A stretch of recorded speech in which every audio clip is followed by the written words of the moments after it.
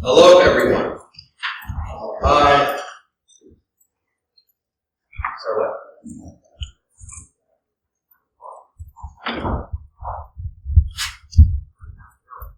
Yeah, this is going to be a learning experience for everybody.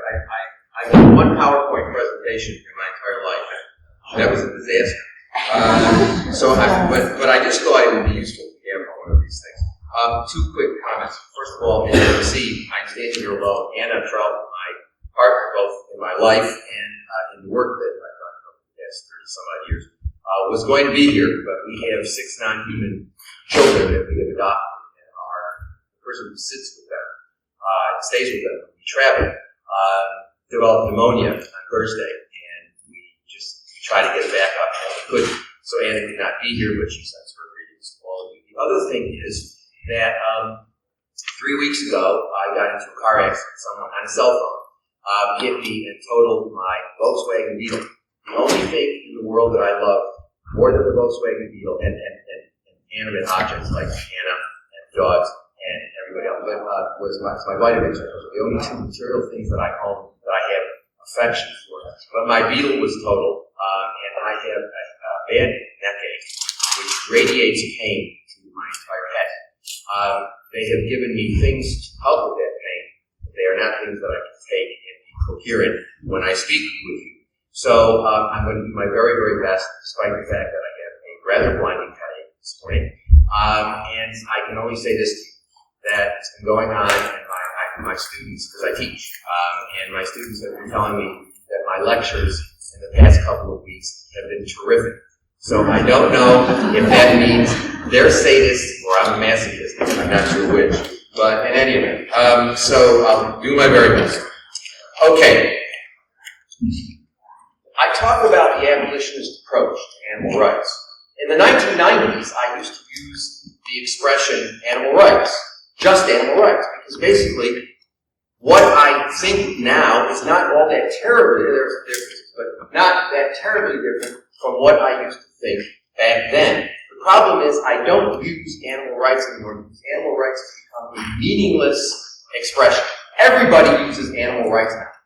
In the 2010 book that I wrote, The Animal Rights Debate, which I co-wrote with a welfarist named Robert Garner, who teaches at Leicester in the United Kingdom, I started off my section of the book with a quote from a veal farmer who said that he thought animal rights were really important. And my point was that once institutional users are saying that animal rights are important, you know that the concept has lost its meaning and you need to be thinking and talking about something else.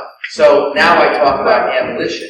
And you know, what happened in the 1990s was the animal organizations, you know, which were promoting welfareism, said, well, we're really abolition, we really believe in animal rights, but we think that we've got to get to animal rights through welfareist reform. I wrote a book about that in 1996 called Rain Without Thunder, in which I called that New Welfareism, in which I said it was immoral and it would not work. I didn't realize in 1996 that things were going to get as bad as they've gotten now. I really didn't. I'm a fairly cynical guy. And I never would have predicted that we would have the mess that we have now, what we call the animal movement, because I think it's an abject failure. And so now I use abolition, but the large groups are now starting to say, well, we're really abolitionists too. We just think that we need to use welfare reform and happy exploitation and single issue campaigns to get to abolition. And so they're doing the same thing. So I figure another 10 years I'm going to have to come up with something else. But for now, I'm calling it the abolitionist approach. There are 6 principles that I want to discuss with you. And then I hope if I can finish up, then I will take some questions. But the first principle, now, Zach, you're telling me? Oh, okay, it worked. Okay. The abolitionist approach to animal rights, actually, that was terrible. I should have fixed that. It should have said, rejects animal exploitation and maintains that all sentient beings have the basic right not to be treated as property of others. Okay? The point is, all sentient beings have the right not to be treated as property. Okay? And what does that mean? Okay. Well, let's think about it for a second. Most people, not just people in this room, but most people, if you go out and talk to them on the street, they believe that animals matter morally. They believe that they're not things, that there is some moral value, that animals have some moral value. They may not think that humans and animals are equal, which is an interesting concept we'll talk about today and this morning and later on today. This notion of equality, what it means. But most people would say, if you ask them, do you think that animals are things that don't have any moral significance whatsoever? They would reject that. They would say, no, of course not. Animals are not things. They have moral significance. Nevertheless, we treat them as if they were things. Okay? We treat them as if they were things. Now, although most of us believe that animals have moral value, we treat them as a culture. We treat them as things. How do we explain that dissonance? And the answer to that is, in certain ways, easy. They're property. So no matter what we say about them as a matter of morality, or anything else, whatever we say about them morally or socially or culturally, the fact is, as a matter of law and economics, they are property. They are chattel. They are things that have no intrinsic or inherent value. They only have extrinsic or external value. Okay? And so they're things. They're things. They have no value except that which we accord to them. Now, it is a fundamental principle of my view that if animals are going to matter morally, they can't be property. If animals are property, they will never matter morally. They can't matter morally. Now, we recognize this where humans are concerned. This is like not rocket science. This is like not that difficult to understand. We recognize this where humans are concerned. We reject human slavery. Okay? We reject human chattel slavery. As a matter of fact, human chattel slavery, which still exists, nobody defends it, it still exists, it is illegal in every nation in the world, and it is one of the few things that violates customary international law. There are very few things that violate customary international law, which are considered so morally odious that they must be rejected by any civilized society. Human slavery, human chattel slavery is one of them. As I say, it exists, no doubt about it. But nobody defends it, and wherever it's found, it is criticized. Okay? Now, why do we think human chattel slavery is worse than other things, bad things that we do? We recognize it as being qualitatively different. It is qualitatively different in terms of the fact that look, discrimination is bad, lots of stuff that we do is bad, but chattel slavery is in a class by itself. Because if you're a chattel slave, you're outside of the moral community. You have no moral value. You are a thing that is bought and sold. Okay? And we recognize that, there's a difference. Yes, discrimination is bad, but you're not talking about slaves. You're talking about humans who are regarded as moral and legal persons, and how we need to fix things so that those people are treated equally. Those persons, those moral and legal persons, are treated equally. But when it comes to animals, we don't do that. Okay? With slaves, we can't do that because it's their thing. There were lots of laws that protected slaves when we had race-based slavery in the United States. Lots of laws. They did nothing. They did absolutely nothing to protect the interests of the people who were enslaved. Why? Because whenever you have a conflict between a thing and the owner of a thing, the owner of the thing has got to win, or else you don't have the institution of property ownership. So whenever there was a conflict between the slave owner and the slave owner's got to win, or else the whole system of slavery dissolved. Okay? So there were lots of laws, tons of laws that supposedly protected slaves. They didn't work, and obviously chattel slavery was a complete disaster. Okay? So we recognize that if humans are going to matter, if they're going to be members of the moral community, if they're going to sit at the table, we might not treat them fairly. We might make them sit at the back of the table or back of the bus or whatever. So, and that's bad. Okay? But if they're going to matter at all, if they're going to be on the bus in the first place, they can't be chattel slaves. We recognize that where humans are concerned. We don't recognize that where non-humans are concerned. Now, why is that?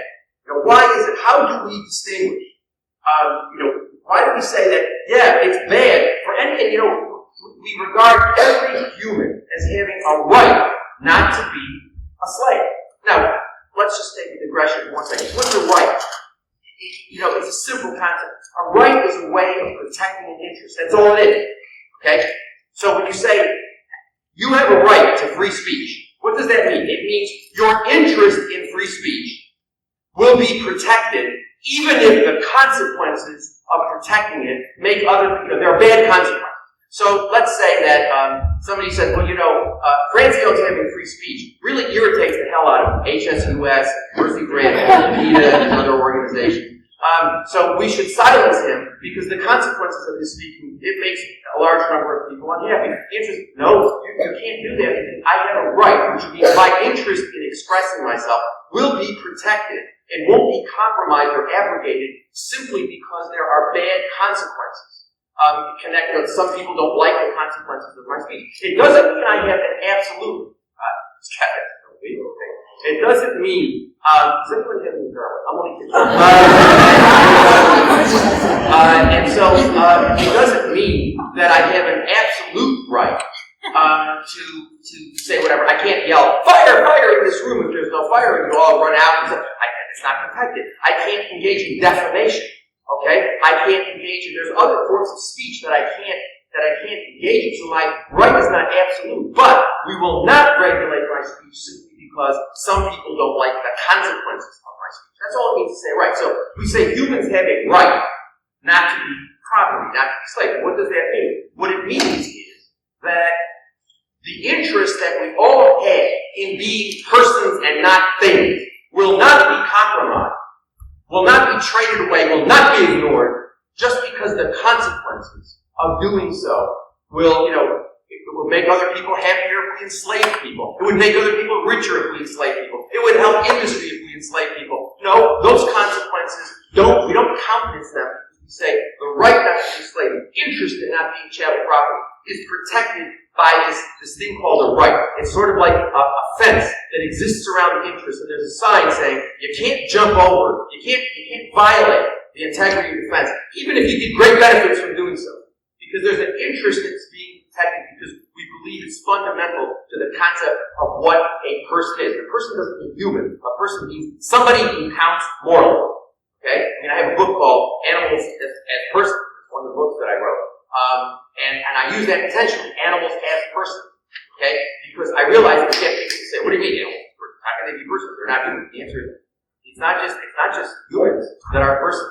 Persons mean, to be a person means one is a member of one has interests that count morally and legally, okay? So the right not to be property is basically a right that all humans have, irrespective of how smart they are, how not smart they are, how beautiful they are, how not beautiful they are. It doesn't matter what their physical, what their personal characteristics are, their cognitive characteristics. What matters is that we don't enslave, and we don't regard enslaving any of them as appropriate. Okay, and we regard it as odious to suggest not. Why don't we feel the same way about animals? Well, there's lots of reasons. Boil it down to a very short answer. It's because we believe that animals are inferior. Okay? Now, we believe that they're inferior. There are basically two sorts of inferiority. There's spiritual inferiority. We are made in God's image. They are not made in God's image. Blah, blah, blah. And we have souls. They don't have souls. I'm not a theologian. I will say this, though. To my friends who are religious or to people who come up to me and say, well, what about the Bible? I was telling them, you know what? It would be great if you read it. Before you ask me that question, because if you read Genesis, it says in the first chapter, I'm not religious, but the first chapter of Genesis says that God creates the world and says to the humans, the herb and the seed I give you, it shall be your food. It says to the animals, the herb and the seed I will give you, that will be your food. So everyone's a vegan in the beginning. It's only when there's a rupture of the covenant between God and humans are driven from Eden, that there then is that killing begins. That's when the story of Cain and Abel is. Then you start having animal sacrifices, etc., etc. You read later on in the Old Testament, and when there is a reuniting, when the covenant is restored, then you see what Isaiah says: the lion and the lamb shall lay down, and none shall be killed in all of my holy kingdom, and all that stuff. Okay, so if you're into religion and you think that religion justifies this in some way, you need to look deeper into it. I mean, again, I'm not a theologian, but it seems to be this concept. Read the book, and you see that it's a lot more complicated. I'm not saying that there isn't a lot of support for bad stuff in the Old Testament or the New Testament. There's lots of bad stuff in every religious book but none of us like sort of. If you look at the Old Testament, there's some really vile stuff in there, and we don't sort of sit there and say, well, the Old Testament says that we can enslave people because there were slaves. There were slaves in the Old Testament, and that was just fine. The story of Sodom and Gomorrah. Who was the guy? I think it was Lot. And was it Lot? Anybody here know Lot? It was Lot. Yeah, he's one of the good guys in the Old Testament. And Lot, when the crowd came to Lot's house, because Lot had a couple of angels in his house, and they wanted to take him out, and he said, there were visitors to Lot's house. And he said, "Oh no, don't take them. Take my daughters, rape them." And he's one of the good guys. So he's one of the heroes. And you can't really sort of like look at the Old Testament or any religious book and say, well, there's all sorts of stuff there. None of us. When I teach criminal law, my students say, well, it says in the Bible, an eye for an eye. It also says that, your parent, that you can be killed for being disrespectful to your parents, for engaging in adultery, for doing all sorts of things that lots of people do. And that, that we focus on, killing them. Say, if you kill somebody, it's all right to kill you. But if you look at the Old Testament, killing is permitted for a lot more than just murder. It's permitted for other infractions that none of us would say would, even if you believe in capital punishment, not. But even if you did believe in that, you would never say that those things would justify capital punishment. Okay, so that's spiritual inferiority. Animals are inferior to us because we are spiritual. We're made in God's image. We have souls. They don't, etc. But the main thing historically that we focus on is cognitive inferiority. The notion that animals are inferior to us mentally, cognitively, that we have sophisticated, we're sophisticated. We're able to reason. We're able to use symbolic communication. We're able to use concepts. We understand the notion of concepts. Okay, they don't understand. They're not as sophisticated as we are. So it's all right for us to use them. Now let's think about that for a second. What makes the ability to do calculus? I was thinking about that because I was talking to my friend Jeff, who is a high school math teacher, and I remember liking calculus very much. But the fact that what makes doing calculus more superior, what makes a human being more superior to a human being can do calculus, and birds can fly with just fly. I mean, fish can breathe underwater. I mean, what the hell's the moral value of being able to do calculus? I mean, it's interesting, it's fun.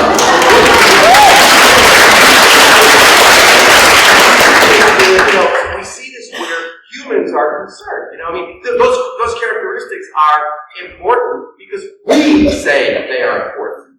Okay? And the fish rule the world, they would say, well, being able to breathe underwater, that's morally significant, And so we're just, it's something we declare. What makes it morally relevant? The answer is nothing other than our self-interested proclamation. That's the only thing that makes it, that makes that work. And we see this where humans are involved. I'm not saying cognitive characteristics are irrelevant. Let's say you've got a human being who's severely mentally disabled, and one who isn't. And the issue is UCLA wants to hire, a professor or something, or a teacher. You're not going to hire. If the question is who do you hire, the person who's mentally disabled or the person who's not mentally disabled, the answer is you don't hire the person who's mentally disabled to be a teacher because that's simply not going to work. But if the question is who do you use as a non-consenting subject in a biomedical experiment or as a forced organ donor, the person who's a normal intelligence or the person who's mentally disabled, the answer is you don't use either. Okay? So it's this notion that, I really maintain that, and what's interesting, let me show you, because I really want to get the PowerPoint thing that's on the screen, the typographical error off. And here we go. This is a quote from my buddy Peter Singer. Even Peter Singer, the father of the animal rights movement, buys into this notion of cognitive inferiority. He believes, he has a chapter in Animal Liberation in which he says all animals are equal. But really, what he means by that is their similar interests in not suffering should be accorded the same weight that our similar interests should be given. Okay? But he doesn't, first of all, he doesn't believe that most of the time their interests in suffering rise to our level so that they're not similar in the first place. But most importantly, Singer perpetuates an idea that comes from Bentham that is hideous, corrosive, and is the foundation of the animal welfare movement. The idea that animals have an interest in not suffering, but they don't have an interest in continuing to live because they're not self-aware. They're not reflectively self-aware in the way that we are. We know we have names. We can look at ourselves in the mirror. We see who we are. We are self-aware in a particular sort of way. And he said, well, animals aren't self-aware, so they don't really care if you kill them. They just care how you treat them and how you kill them. So if you treat them well and you kill them in a relatively painless way, you haven't really done anything immoral. Now, he has accepted, he equivocates. Well, the non-human grade apes, they might. And it's this idea that the closer they are to us, the more they matter. And that's like saying black people matter more if they have light skin. Okay? It's that sort of really, I think, insidious sort of thinking. And so basically, Singer, this is a quote from Peter, in which he says, you could say it's wrong to kill a being whenever a being is sentient or conscious. Then you would have to say it's just as wrong to kill a chicken or a mouse as it is to kill you or me. I can't accept that idea. It may be just as wrong, but millions of chickens are killed every day. I can't think of that as a tragedy on the same scale as millions of humans being killed. What is different about humans? Humans are forward-looking beings and they have hopes and desires for the future. That seems a plausible answer to the question why it's so tragic when humans die. So it's tragic when humans die, but not when non-humans die, because they don't have a sense of their life. Now, I agree that non-humans probably think different. I don't know how they think, because the only way I can think, the only way you can think, is we have concepts. The concepts are like language. We're the only animal that uses symbolic communication. Okay, we're the only animal that uses symbolic.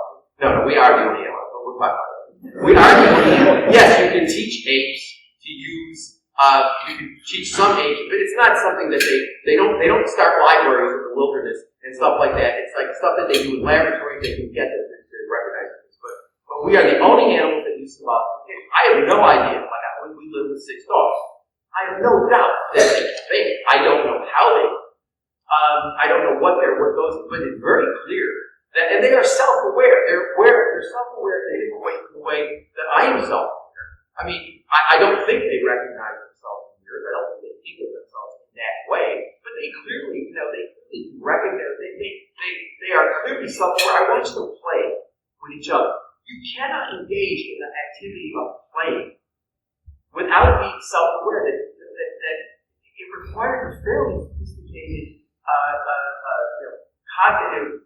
There's something going on there. They're clearly self-aware. They're just self-aware in a different way from the way that I'm self-aware, the way you're self-aware. I believe every sentient being, every being that is perceptually conscious, that is subjectively aware, every being, I don't care whether it's a fish, whether I have no idea whether plants or mussels are sentient, but if they're sentient, I don't care, anything that is sentient. Any being who's sentient is self-aware in that when that animal is suffering, that animal knows that it is she or he who is suffering and not some third party.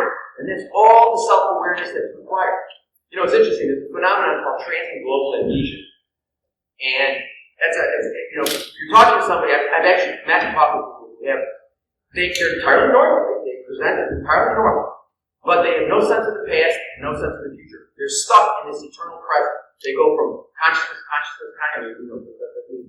you ask somebody who's got TGA, if you say, what did you do yesterday? They don't remember. If you say, what are you going to do in 5 minutes? They don't know. Okay? They're stuck in this eternal present. Now, is that morally relevant? Well, yeah, I guess if you're going to hire a history teacher, it might not be good to hire somebody who's got amnesia. That's probably the case. However, if the question is it okay to kill somebody, take the organs out of somebody, use somebody in a painful biomedical experiment because they've got transient global amnesia, because they don't have an interest in living, because they're not forward-looking beings, I would say, look, if they felt that way, they would kill themselves. Okay? They obviously wish to go from one second of consciousness to the next, and that's how they are self-aware. Everybody's, there are humans who are not self-aware the same way normal humans are, but none of us would ever say they don't have an interest in continuing to live. So it's my position that any sentient being is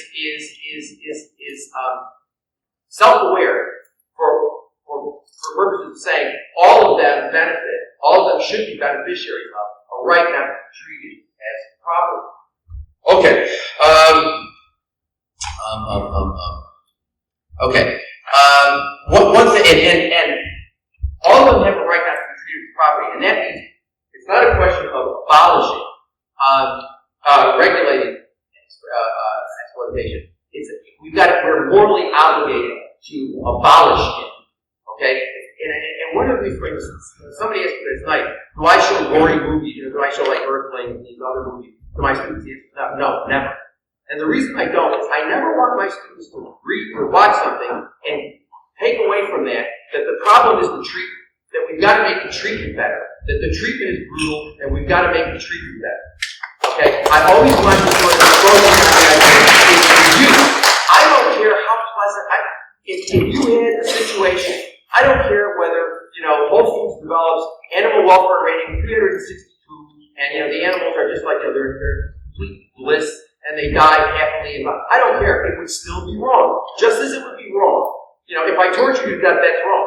If I snuck into your room tonight and put a bullet into the back of your head while you were sleeping and did it the right way, you wouldn't feel anything. It would still be wrong. Okay? So I don't really care about treatment issues. I don't focus on treatment issues. I never show gory movies. I always say, I don't believe in happy exploitation. I think that's nonsense. I think that's a fantasy. But I don't really care about it. What I care about is getting people to understand that justice means we reject animal abuse, period. Okay, so that's the first principle.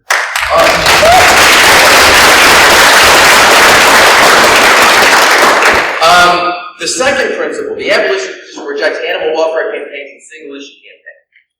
I think animal welfare campaigns are not only not useful, I think they're counterproductive. I think they push things backward because they encourage people to believe that there is a compassionate way, I hate that word, a compassionate way to exploit. And that's wrong. That is just wrong. Let's think about this for a second. Animals as property. They're chattel property. They're big, so, and I'm going to go into this more this afternoon. I'm going to do a whole thing. We're going to do a whole workshop on what's wrong with animal welfare. Because you know what? Most of the people are vegans. Most people probably don't think animal welfare is very good. You may support some of these campaigns as well as neo-welfarist groups. We'll talk about that. But it's important for you to understand why it failed. Just, so that you understand. You have arguments you can make to people. Because in certain ways, there's a moral dimension and there's a practical dimension. The moral dimension is, if it's wrong to exploit animals, then we should not be promoting the humane exploitation of animals. If slavery is wrong, you don't promote humane slavery. It is that simple. Okay? We'll talk more about that this afternoon. But the practical aspects of it, animal welfare doesn't work because it can't work. Okay? It can't work. Animals are property. They have economic value. So if you've got a farmer, he buys the pig for $1. Okay? And it costs the farmer, in terms of loss of the use of money, plus whatever the farmer puts into the animal, it costs the farmer 25 cents. Okay? Now the farmer's got $1.25 invested in that animal. That means the farmer's got to sell the animal for at least $1.26 to make a profit. Right? Now, there are two ways you can affect how that pig is going to be treated. You can persuade the farmer that in spending the 25 cents that the farmer is spending, the farmer could actually spend less money. And the farmer could take the animals out of the gestation crates and put them into group housing or use electronic sow feed. And it would actually reduce the production cost of the farmer and it would give the pigs more space. So it would actually make the exploitation of the animals more economically efficient. And that is what classical animal welfare does. Okay? Look at the campaign that PETA and HSUS and all these different groups have about gassing chickens. It's all based, read what they write. It's all based on the idea that if you gas chickens, you'll actually save money. And you know what? If you were starting a chicken slaughterhouse tomorrow, and you didn't use controlled atmosphere killing, you'd be insane. Because it is a much more economically efficient way of producing animal products. Okay? So animal welfare becomes one of two things. Either it's making animal exploitation more economically efficient, okay? Or you're trying to work with the farmer to create niche markets for people who have a little bit more money. This is the Whole Foods phenomenon. Okay? So let's work with farmers and try to create a niche market where the animals are treated a little bit better, okay, and they pay more money, so they're sort of outside of the traditional market. That doesn't work either for lots of reasons, because if the demand is still there for the, quote, lower welfare product is going to continue to be produced, okay? But in both cases, the traditional model of trying to make animal exploitation more efficient or trying to create niche markets, both of those have the insidious, corrosive effect of turning animal advocates into partners with industry, working with industry to make animal exploitation more acceptable. Okay, and that is, I think, a disaster. If this is a social movement, if this is a movement that seeks justice and the abolition of animal exploitation, we should never be promoting, working with industry. You don't work with industry. You oppose industry. Okay, and what you do is never try to focus on the supply side and try to make the supply of animal foods better. Okay? You work on the demand side, and you try to educate people not to demand the stuff in the first place. That's the only way we're going to shift the paradigm. The only way. Okay.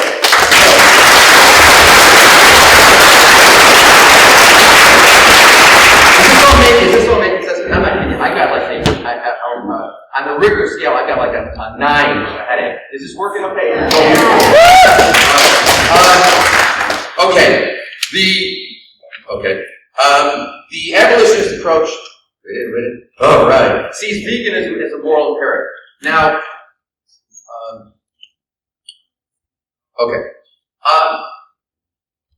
I believe that anything that's going to call itself an animal rights movement has to maintain that veganism is not an option.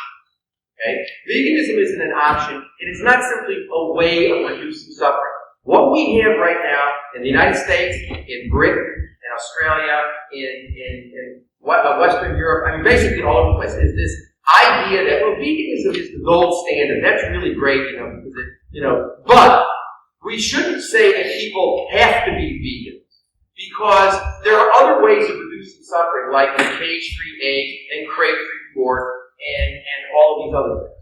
Okay?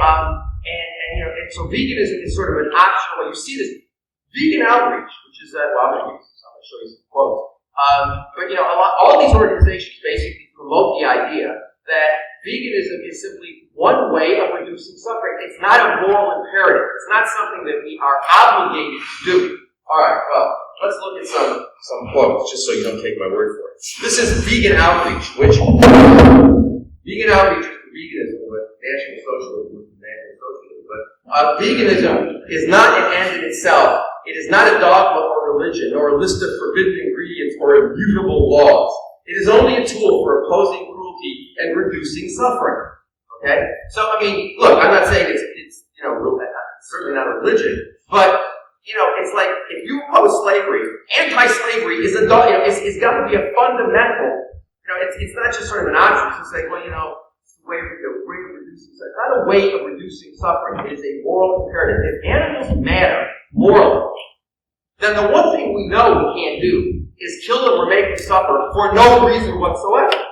You don't even need a theory of animal rights to get there. The bottom line is if your conventional wisdom, what you think is that it's wrong to inflict unnecessary suffering on animals, then if that moral principle means anything, then it must mean that you cannot justify imposing suffering or death on animals for reasons of pleasure, amusement, or convenience. And those are the only justifications we have for inflicting suffering and death on 58 billion land animals a year and probably a trillion sea animals. They taste good.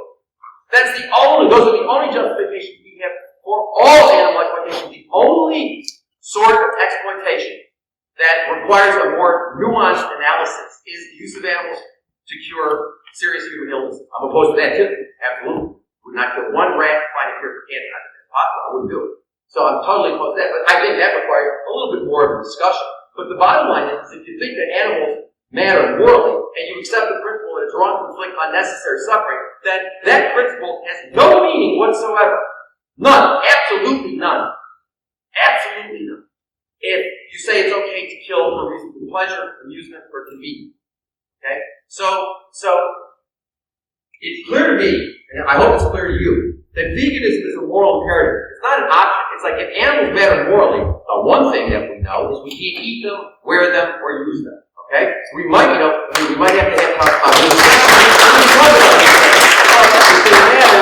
the idea of eating them at all, which is the main use that we make of them. My view is that I focus a lot on eating. People say, well, isn't that a single issue thing? No, it's not a single issue thing. Basically, nothing changes until people stop eating them. Once they stop eating them for ethical reasons, they don't buy wool anymore. They don't go to circuses. They don't, once you get them on the eating thing, everything else follows. Until you get them on the eating thing, virtually nothing else. All right. Here we have Peter, my friend Peter Singer again. To avoid inflicting suffering on animals, not to mention, Phil, can you come up and read this because I'd like the Australian accent point here. To avoid inflicting suffering on animals, and not to mention the environmental costs of intensive animal production, we need to cut down drastically on animal products we consume. But does this mean a vegan world? This is the father of the animal rights movement. That's one solution, but not necessarily the only one. If it is the infliction of suffering that we are concerned about rather than killing, then I can also imagine a world in which people mostly eat plant foods, but occasionally treat themselves to the luxury of free-range eggs, or possibly even meat from animals who live good lives under conditions natural for their species and then are humanely killed on the farm. This is the father of the animal rights movement. I'd rather be an orphan. Okay?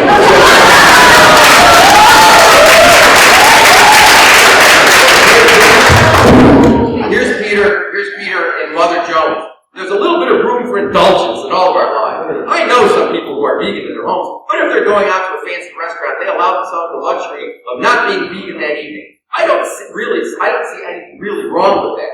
I don't eat meat. I've been a vegetarian since 1971. I've gradually become increasingly vegan. I'm largely vegan, but I'm a flexible vegan. That means you ain't a vegan. I don't go to the supermarket and buy non-vegan stuff for myself, but when I'm traveling or go to other people's places, I will be quite happy to eat vegetarian rather than vegan. Well, let me tell you, that is just complete nonsense. I mean, and the idea that there's a moral distinction between meat and other animal foods is ridiculous. I mean, animals used for dairy are kept alive long and treated every bit as badly, and they all end up in the same slaughterhouse anyway. I mean, this idea of meat-free money, meatless money, or whatever like nonsense. I mean, the idea that we're encouraging the idea that dairy and eggs are somehow a morally better food, is ridiculous. There is no coherent distinction.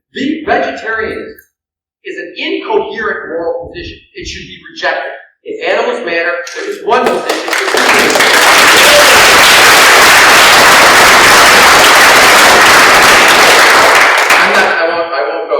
Here's another Singer quote. Basically he's saying in this one that, if you're at a restaurant and they bring something that's, they bring your food out, they bring your vegan food out, and your vegan food has got, cheese on it. Don't make a big fuss. Eat it. Because, people will think that you're being fanatical. And the answer is, wow, that's like saying, if someone's sitting there telling a racist joke or an anti-Semitic joke, you should sort of eat it up because, you shouldn't say anything because if you do, you're going to offend anti-Semites or racists. And the answer is, well, if that's the way you think, then you are a moral unit. And you've got serious issues with understanding what morality is. If somebody makes a racist comment or an anti-Semitic comment, or, we're under an obligation to say something about it. Does anybody disagree with that? If somebody makes a racist joke, don't you think it's your obligation? I mean, the idea that, I don't want people to think that I'm a fanatic, so I'll eat the cheese. You know what you do if you eat the cheese? You just told those people you don't regard this as serious issues. That's what you told them. Okay?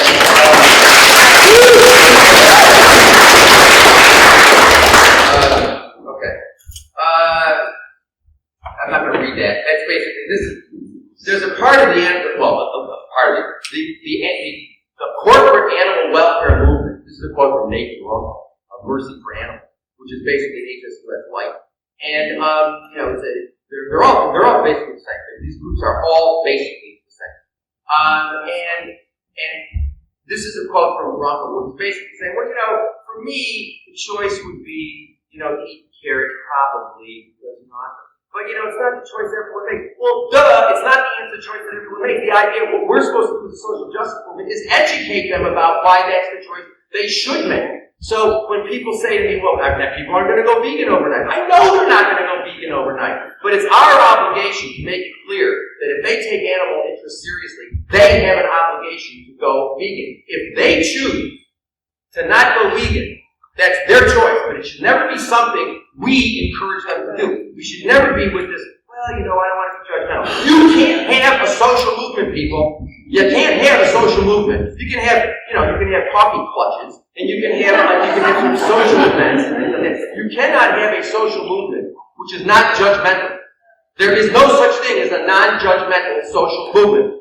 Okay? So I'm not saying you have to be nasty to people. I'm absolutely not. Somebody says, you know, I had a student come up to me, a while back. She said, I've given up beef. And I said, oh. And she said, well, don't you have anything positive to say? And I said, actually, you're probably killing more animals now because more animals need mortality. Are you eating chicken? Yeah, I'm eating chicken. I said, so what's the deal with that? I said, you know, why did you stop eating beef? Well, I think it's wrong. Why? Well, because they're higher in the chain. I said, they're higher. What chain are we talking about? And so, you know, I mean, now, you know, should I have said that? Now, and there are some people, lots of people who probably think I should say, oh, that's so wonderful. I'm glad you've given up beef. That's so wonderful. You're a good person. You're around. And the thing is that that's nonsense. I'm not going to do that. Neither should you. Okay? I mean, I'm not saying you have to be abusive. You should never be abusive. The movement of nonviolence should be abusive.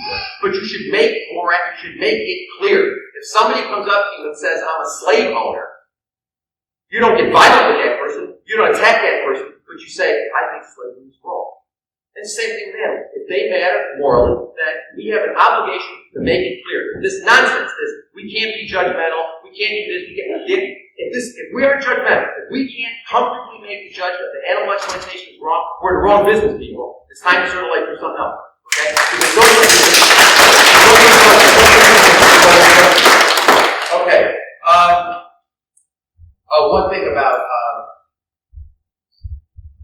I wanted to go back to just one thing about welfare, right here about welfare campaign. I also oppose single issue campaign. We're going to talk about that this afternoon. Single issue campaign, things like the anti-fur campaign, or let's get elephants out of the circus, or let's stop live exploitation. I think this idea that what we're doing is we're encouraging people to believe that certain forms of exploitation are better than other forms of exploitation. I mean, the fur campaign. Look. It's ridiculous. There's no difference, world difference between fur, leather, wool, silk. There is no difference whatsoever. So this idea that somehow we can focus on fur, we can focus on fur. So what? When it's a single issue campaign, it suggests that leather and wool are somehow morally more desirable. They aren't. Okay.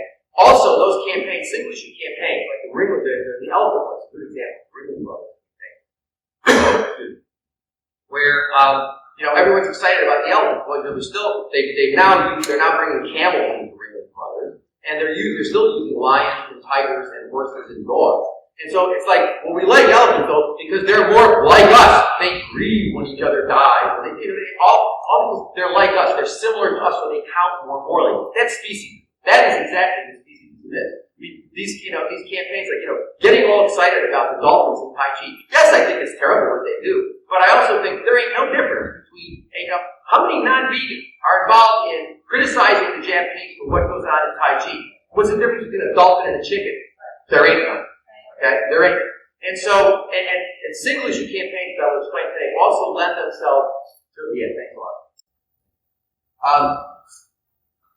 Single issue campaigns lend themselves to discrimination against humans. The anti-fur campaign, as I will talk about today, was violently sexist. Okay? Most of these campaigns, the live export campaign that goes on in Britain and Australia, very, very, very much ethnocentric. It's this idea that, let us slaughter them. We'll do it much better than those foreigners will. The Tai Chi, these things are really terribly problematic when it comes to human rights issues. I'm going to talk more about that this afternoon. I have examples, but I'm going to show you examples. Okay. Sentience is the only requirement for membership in the moral community.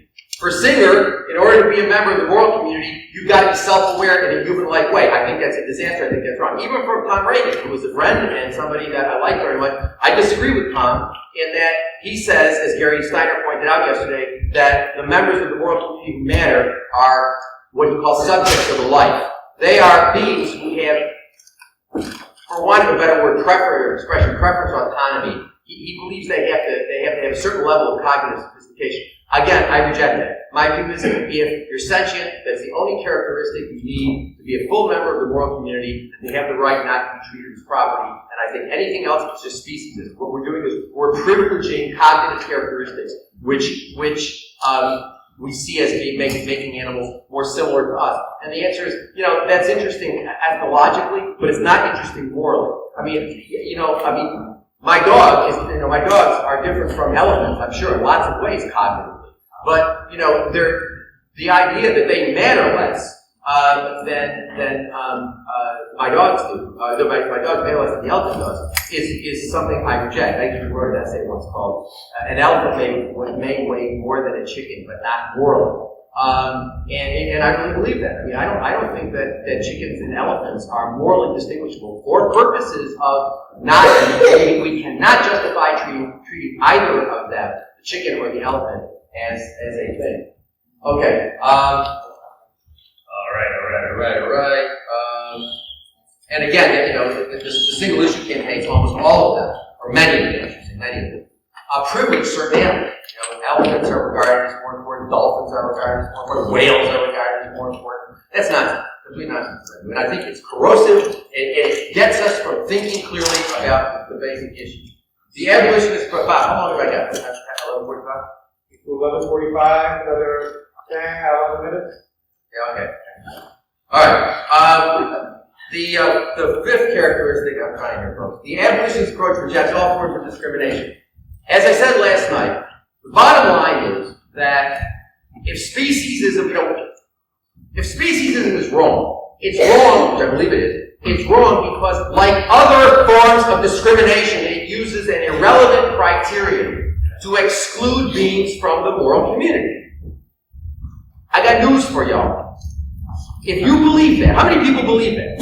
That it's wrong, that speciesism is wrong because it's like other forms of discrimination. It excludes animals from the moral community. It excludes animals from the moral community based on an irrelevant criterion species. Right. Most of you people agree with it, right? Alright.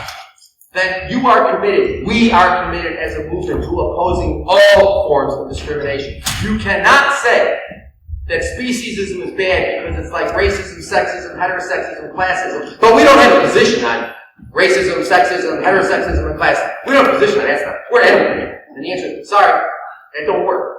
If we believe that speciesism is wrong, it's rooted in the idea that all forms of discrimination are wrong. That doesn't mean y'all have to join every other social movement. And I tell my friends in other social movements, I say, look, I have a friend who she does terrific work for children, abused children. And she said, I can't get into your movement because I'm doing my work. I said, keep doing the work for the children. Keep doing the work. But you gotta eat 3 times a day. Don't eat animal products. You gotta buy shoes. Don't buy leather. You gotta buy clothes. Don't buy wool. I'm not asking you to get into my movement in an active way other than your choice to stop participating in the direct exploitation of sentient beings who are not able to be distinguished coherently, logically from the children you care about. Okay? And so it doesn't mean they have to all jump into our social movement or that we need to jump into theirs. But one thing we've got to stop doing is we've got to stop engaging in racism, sexism, and heterosexism in our campaign. The animal rights movement, or whatever you want to call this thing, the animal movement is violently sexist. One of the reasons why Anna and I split from PETA years ago, when I first got involved, Anna and I first got involved, it was early 1980, a long time ago. We were involved with PETA when it was first started. Okay, one of the reasons, there were several reasons, one of the reasons why we stopped doing we both did it pro bono. Anna was the lawyer that she is now, but I used to do the legal work, she used to do a lot of her other work, and we all did it pro bono. We never got paid for it. One of the reasons why we withdrew from PETA, several reasons, was because of the "I'd rather go naked than wear fur" campaign, which has become so violently misogynistic that we need to say once every campaign that they have is focusing on denigrating women. And that's got to stop. Because if speciesism is bad, it's bad because it's like sexism. And sexism and misogyny are bad. And we've got to stop it.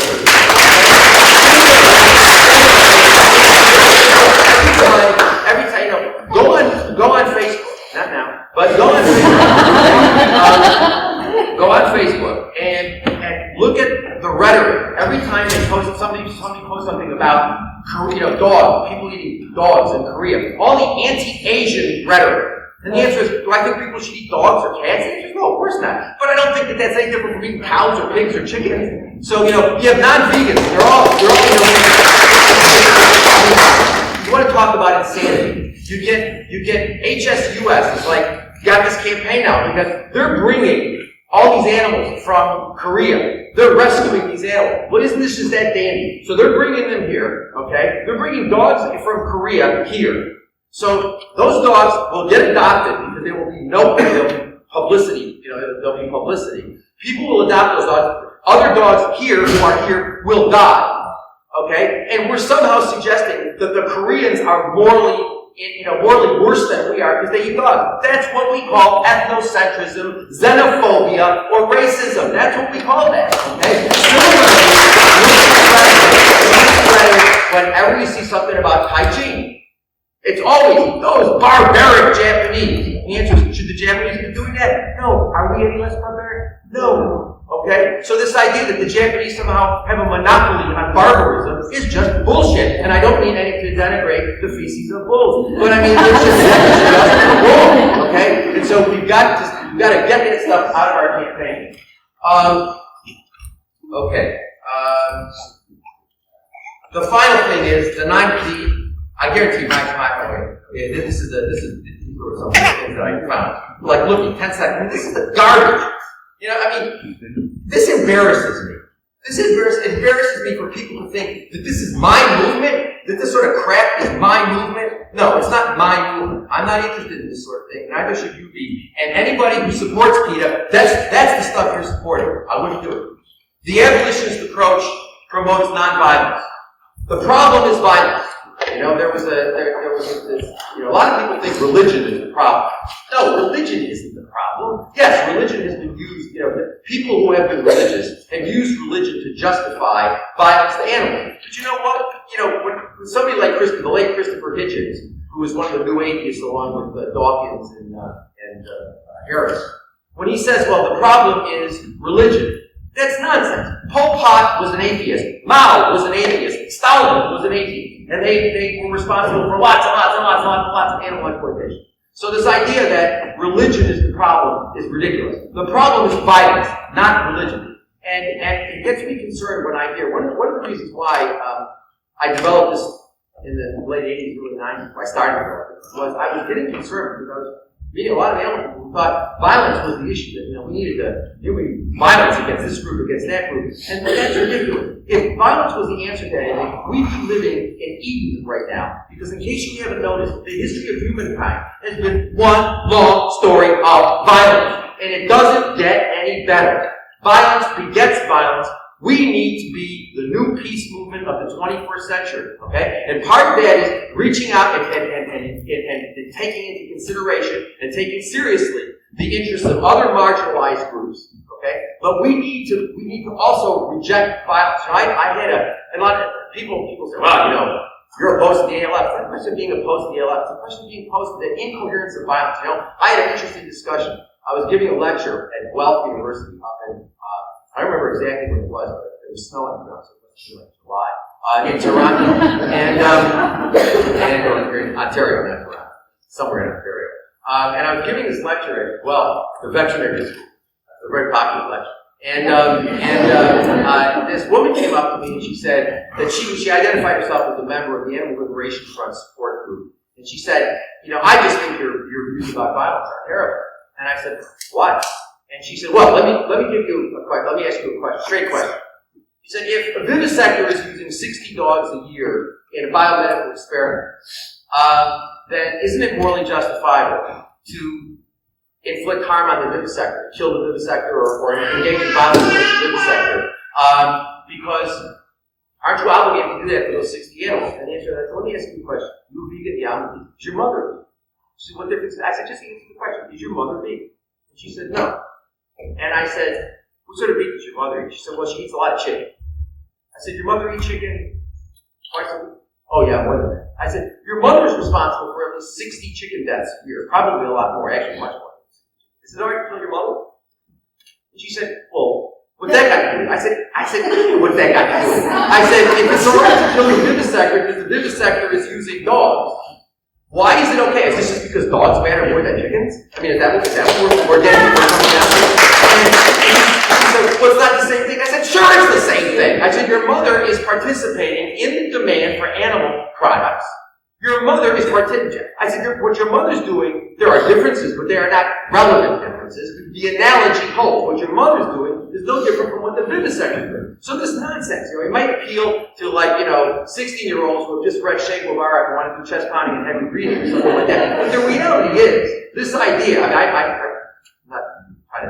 say that about Che Guevara, but I really think it's very, very important that we reject violence. This ought to be a peace movement. And it just makes me horrified when I see people on 60 Minutes saying, well, there was some persons that from the Animal Liberation Front who was saying that, well, killing a vivisector, that might be what's required to stop all this. The answer is, no, it's not going to stop all this, because there was a lot of violence in the 1970s in Britain, and the use of animals in vivisection has gone up. So, first of all, it doesn't work. Secondly, it's the world. We need to be the new peace movement. So, that in a nutshell, okay, is the best I can do with the worst headache I've had in the past 50 years.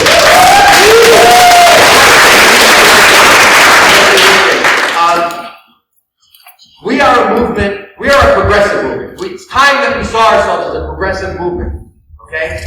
And that we are a movement that believes in human rights, animal rights, and that sees all of this as a matter of justice. I'm so happy to be here with you. It's wonderful to be with my colleague and comrade Bob, to see people I haven't seen in a long time, people I work with like Jeff Purz and Simon Cummings, and Sherry, and Michael, and Sue Coe, who is probably responsible for more vegans in the world. She is a world-famous artist. Her stuff hangs in the Metropolitan, and there are probably more people who have seen this stuff than there's one vegan.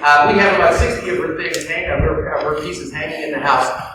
And nobody ever comes into that house without having a discussion. They say, oh, wow, look at this. We all have a discussion about it. And a lot of those people have really started thinking about veganism in large part because of her work. It is wonderful. It was Carlo here and Ariana. The people came in, and Soledad came from Argentina, and this is a World Vegan Summit. So let's get moving with the body, with the chores ahead of us this afternoon, because Anna's not here and some of our other activists were not able to make it for various reasons. I'm going to do something on rights versus welfare. Jeff and Sandra will join me. I want you to be there. Educate yourselves about why it all doesn't work and why animal rights and abolition is the only way we should be going if we take animal interests seriously. Peace to you all.